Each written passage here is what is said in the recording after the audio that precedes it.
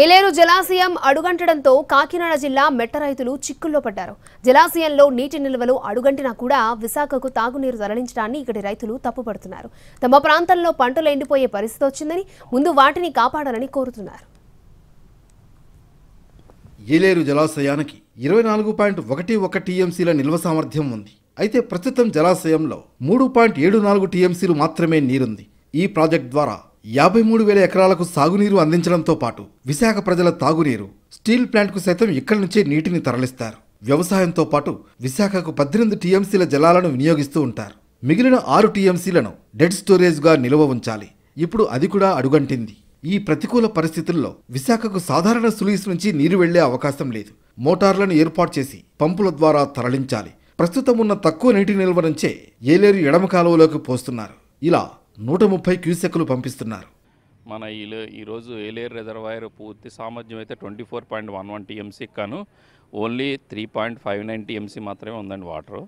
దానివల్ల మనం ఏంటంటే వైజాగ్ స్టీల్ ప్లాంట్కి సాగునీటి కూడా కలిపి మొత్తం అందులో ఒక 80 క్యూసెక్లు డైలీ డ్రా చేస్తున్నారండి. వాళ్ళు పంప్ చేసుకుని తీసుకెళ్తున్నారు వాటర్ని. గతేడాది ఈ సమయానికి ఏలేరులో 9.86 టీఎంసీల జలాలున్నాయి. ఇప్పుడు 3.74 టీఎంసీల నీటి నిల్వలు మాత్రమే ఉన్నాయి. ఇప్పటికీ సరిగ్గా పంటలకు నీరందకపోవడంతో రైతులు వర్షాల కోసం ఎదురు చూస్తున్నారు. వానలు కూడా అంతంత మాత్రంగానే ఉండడంతో సాగు ఎలా చేయాలో తెలియక అన్నదాతలు ఆందోళన చెందుతున్నారు. పరిమితంగా ఉన్న నీటిని విశాఖకు పంపిస్తే తమ పరిస్థితి ఏంటి అని ప్రశ్నిస్తున్నారు.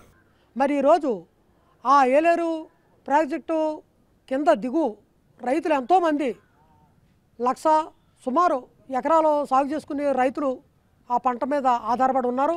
మరి ఈరోజు నీరు లేక రైతులు గొగ్గోలు పెడుతున్నారు. మరి అలాగే సకాలంలో వర్షాలు కూడా లేవు. వర్షాలు ఉంటే రైతు ఏదో పంట వేసుకోవటం, 10 రూపాయలు చేసుకోవటం, ఆ దోళ్ళకి వ్యవసాయం ఇవన్నీ కూడా జరుగుతూ ఉంటాయి.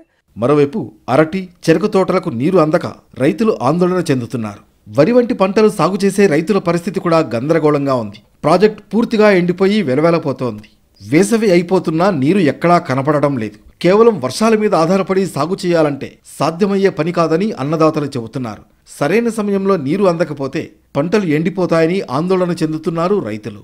పంపింగ్ స్కీమ్ ద్వారా గోదావరి నదిలోంచి తీసుకొచ్చిన నీరు కూడా ఏలేరు ద్వారా, ఈ ఏలేరు కాలువ ద్వారా విశాఖపట్నం స్టీల్ ప్లాంట్కి, అక్కడ తాగునీరు విశాఖపట్నం నగర ప్రజల తాగునీటికి వెళ్ళిపోతుంది తప్ప ఇక్కడ లోకల్గా ఉన్నటువంటి రైతులకి ఏమాత్రం ఇది లేకుండా అయిపోయింది.